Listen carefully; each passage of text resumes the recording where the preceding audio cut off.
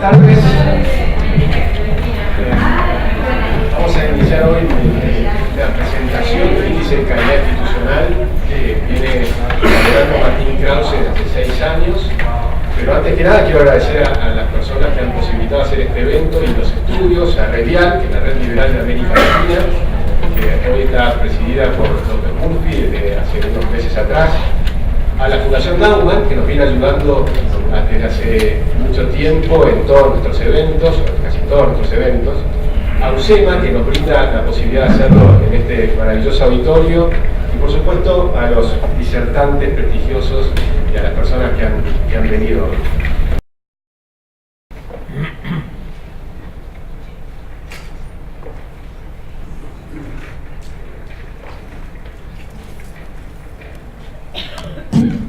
Yo también quiero agradecer a la Fundación la oportunidad de compartir este panel y de referirme a este tema tan interesante. Me tomé el trabajo de leer bastante profundamente el índice de 2013 y también me remonté al de 2007, que entiendo que es el primero. Todos estos son muy interesantes, han sido hechos con un profesionalismo, con un criterio increíble, y lo felicito especialmente a Martín por su trabajo. Nosotros, si repasamos la historia argentina en las últimas 5 décadas, no tenemos que asombrarnos en absoluto del lugar que ocupa hoy la Argentina en este índice, y dónde estamos colocados, en qué franja de países estamos colocados. O sea que esto no nos asombra. Lo que sí nos asombra, y me parece que es lo que yo me voy a referir, es que la Argentina estuvo, hace 100 años, estuvo por encima de todos estos países, inclusive los que figuran hoy en los 4 o 5 primeros puestos. Por supuesto que estaba por encima de ellos. Y estaba por encima de otros que también están en los primeros puestos, aunque han fluctuado un poco en sus cosas. Entonces nosotros estamos ante el caso de un país, un caso extraño, un caso peculiar, de un país que tuvo altísima calidad institucional y que la ha perdido. Esto no ha ocurrido. Hay países que han fluctuado, hay países que han tenido, como Dinamarca, que tuvo años de ocupación nazi, los países que estuvieron bajo la órbita de la Unión Soviética, pero han recuperado, unos han crecido y todo eso. Nosotros no tenemos una razón clara de por qué estamos donde estamos. Hay una explicación de Vargas Llosa, con la cual no concuerdo enteramente. Dice que estamos donde estamos porque los argentinos eligieron a lo largo de medio siglo las peores opciones y siguieron eligiéndolas a pesar de todas las experiencias. Y ese es el peronismo. El peronismo es elegir el error, perseverar en el error, entercarse en el error a pesar de las catástrofes que ha sido la historia política moderna. Dice algo más hablando de las bondades que tiene nuestro país y de las razones que tiene como para estar al nivel de Suiza. Yo lo que no concuerdo con Vargas Llosa es que se le asigna al peronismo las decisiones equivocadas, porque yo creo que las decisiones equivocadas han sido de todos nosotros, han sido los argentinos. Y doy más responsabilidad a los argentinos que creemos en las instituciones que a los peronistas, que no creen en las instituciones y que se consideran mucho más pragmáticos. Entonces, me pongo a pensar que quizás una de las razones por esta posición que ocupa la Argentina en este índice es porque a los argentinos, dirigentes, clase intelectual, académicos y analistas políticos, no le damos a la calidad institucional la importancia que tiene. Solo nos interesa cuando la tenemos en contra. Cuando tenemos posibilidad de manejar o de opinar y todo eso, por ahí la soslayamos o nos abstraemos un poco. Yo voy a dar algunos ejemplos, no sé si son los mejores ejemplos, pero voy a dar algunos ejemplos de cosas que han ocurrido, algunas recientes, otras pasadas. El primero, una de las cosas que me parece que ha sido importante, ha sido la remoción de la Corte Suprema que hizo el presidente Kirchner. Sabíamos que la integración de la Corte anterior dejaba mucho que desear. El presidente anuncia la decisión de remover la Corte y la llevó adelante de una forma increíblemente antirrepublicana, con presiones, con una cadena oficial. Inició las acusaciones contra dos personas que eran Nazareno y Fait. Nazareno renunció. Fait, a las pocas semanas, ese juicio se fue diluyendo y terminó, en 2 o 3 meses, terminó como presidente de la Corte. ¿Qué es lo que ocurrió ahí? No sé. Algo se puede intuir, porque en ese momento Kirchner tenía un problema con las causas de derechos humanos que quería impulsar. Y había mayoría en la Corte para rechazar el pedido de inconstitucionalidad de las leyes de obediencia debida y de punto final. Entonces consiguió que esas causas se retrasaran hasta que él consiguiera poner a la gente que quería poner en la Corte. Y así las causas de derechos humanos pudieron seguir adelante. Pensemos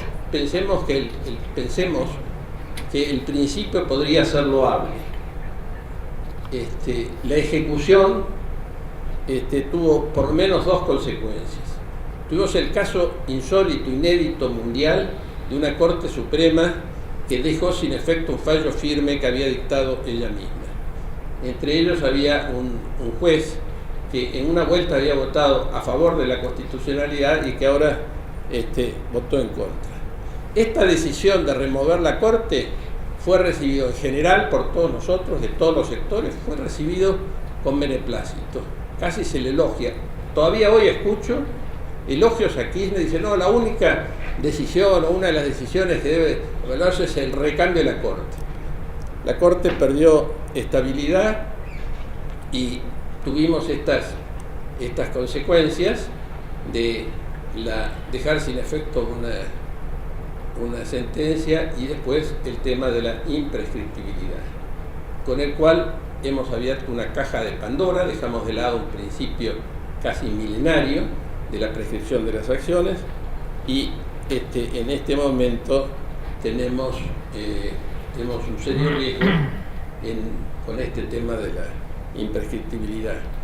Basta leer el informe que ha sacado el titular de la CNB, Vanoli, sobre las financistas y los banqueros que en teoría apoyaron el proceso y cuyas causas en teoría son imprescriptibles.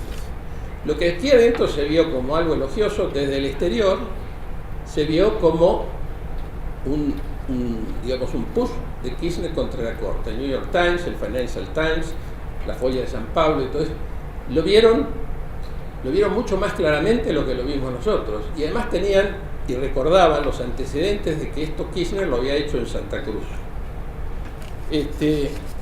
Entonces tenemos esa dicotomía de ver cosas con fines supuestamente loables, pero ejecutadas con acciones tortuosas y reprobables.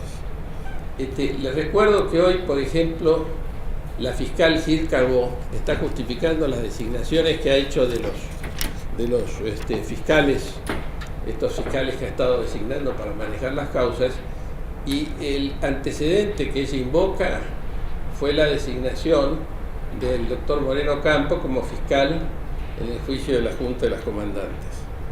En la justicia, yo menciono el problema de la justicia porque estas cosas que ocurren en donde debería ser el área o el sector de gobierno donde más se cuida la institucionalidad,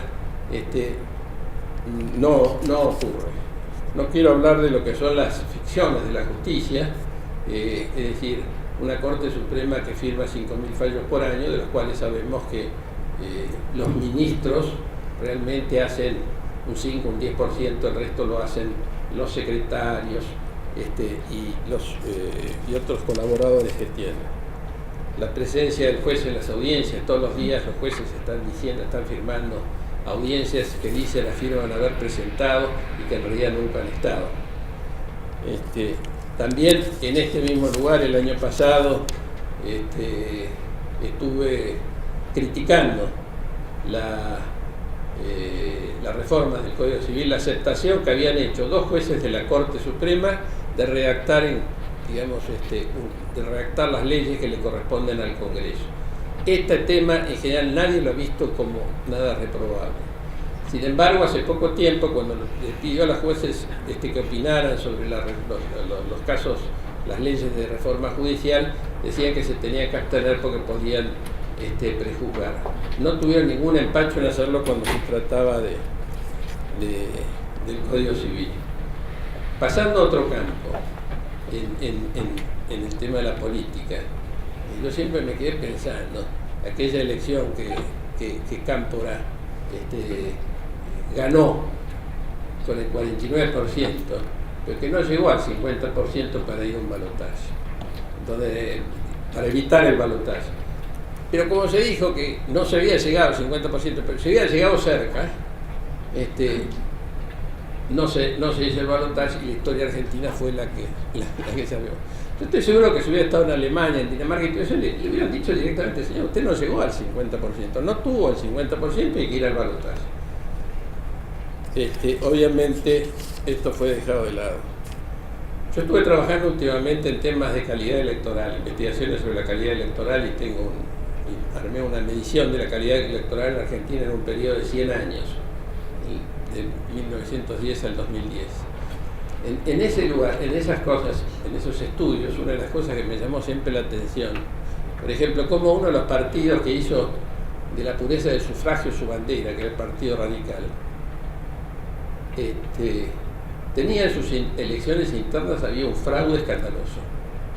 Ese fraude se hizo durante toda la vida, se hizo del año 1910 hasta el año 2010. Hace poco tiempo hubo denuncias de fraude. También lo hacía el Partido Socialista. Yo creo entonces que, no sé, le di unos ejemplos, no sé si son realmente válidos y todo eso, pero ¿por qué los argentinos no le damos importancia a la calidad institucional? Yo creo que hay algunas razones, voy a regar algunas razones. Una de ellas es porque creo que nos consideramos prácticos. Nosotros somos prácticos, somos pragmáticos y todo eso. Bueno, hay veces que hay que superar estos obstáculos, hay que olvidarse de las normas e ir rápidamente a las consecuencias. A veces también, cuando un mecanismo no funciona bien, como era el mecanismo que teníamos de elección de jueces de la Constitución Histórica, un mecanismo que funciona muy bien en Estados Unidos, que no hemos tenido ningún problema, que no han tenido ningún problema, nosotros decimos, bueno, esto no funciona bien. Es cierto que el Senado nunca cumplió cabalmente la obligación que tenía, y en lugar de pedir que el Senado lo llevara con todo rigor, se decidió crear un mecanismo que es el Consejo de la Magistratura, que ya desde el día que se hizo, yo advertí que dije que esto era un engendro que nos iba a traer, bueno, los problemas que ya sabemos que hoy tenemos. Procurar mejorar la independencia y la justicia, injertando en el riñón del Poder Judicial un organismo político, era una locura. Otra cosa es que nos enviciamos con las soluciones de corto plazo. Yo tengo 50, 60 años de recordar de que estamos siempre optando por el corto plazo. No tenemos política de largo plazo, no tenemos política de Estado y siempre tenemos que optar. Hoy nos piden que se una la oposición. Están pidiendo que se una la oposición como si nosotros nos tenemos que unir con Moyano o con De la Sota para que eso va a ser la solución del país.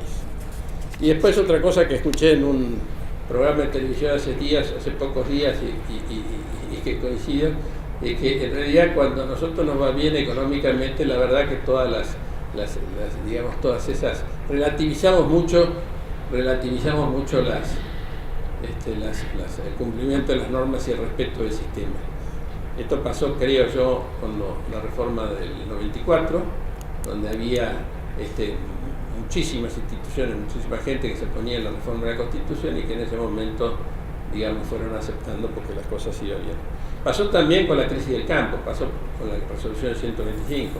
Antes de la resolución 125, los productores del campo les importaba 3 cominos lo que estaba pasando en el país. Cuando les tocaron el bolsillo, nos dijeron, todos somos del campo, hay que defender el campo. Tuvimos durante muchísimo tiempo y tenemos 2 presidentes que no pueden explicar dónde fueron a parar los fondos de Santa Cruz. Entre 500 y 1.000 millones de pesos que no pudieron explicarlo. Y eso lo hemos, como las cosas más o menos iban bien, bueno, se ha ido dejando de lado. Entonces, no les llevo más tiempo. Creo que hay un trabajo importante para hacer.